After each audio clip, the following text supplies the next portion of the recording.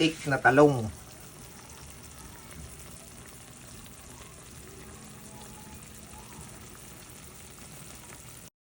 Luto tayo ng bistik, mga bossing. Iprito tayo ng talong. Yan, talong galing sa tindahan, siyempre bibilhin. Tapos lagyan tayo ng sibuyas, bawang, tsaka kalamansi. Mamaya, binistik na yan. Lagyan natin ng toyo, kalamansi lang, ayos na. Panalo na sa bahaw. Yan, pagkaluto ng talong, prito, yan, gaya na. Magigisa tayo ng bawang, sibuyas. Maya natin yan.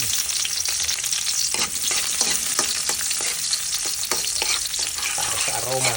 Alam nyo ba, mas masarap ang ulam na garne kaysa sa mga delikado. Simple lang, pero rock. Wala pa lahok. Tuyo ka naman sila.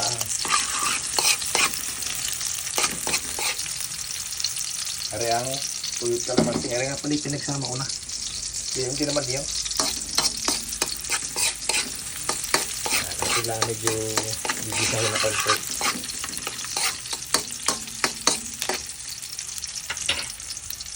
Lagyan natin ulit rin. Hindi ko nalalagyan ng sili at may bata. Tapos lagyan natin ng toyo kalamansi. Ayos. Tapos lagyan natin ng konting hindi lang tubig.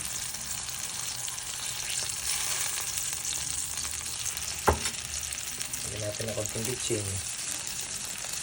Hindi mo to. Baka naman.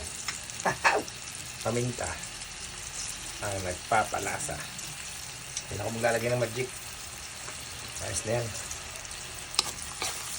Hindi ko lang konti at hindi ko nahahaluin ng pagkatapos.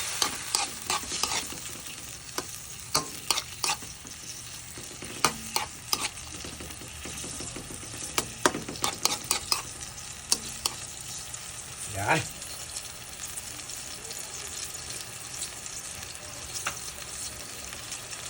Ayos. Ito na yan mga bossing. No? Wow. Tapos dadalihan mo ang garne. May bahaw. Wow. Tira-tira. Itirahin natin yan. Na goods na. Rock and roll na. Dinner. Binistik na talong. Yun. Kain na. Ay yung bistik na talong. Simple. Sa hapunan. Hindi mo na kailangang magdelikado pa. Tuyot suka lang. May natirang hotdog kanina. Tapos bahaw. Garne ang tamang pagsakol. Alam nyo yung sakol. Magkamay. Ayos.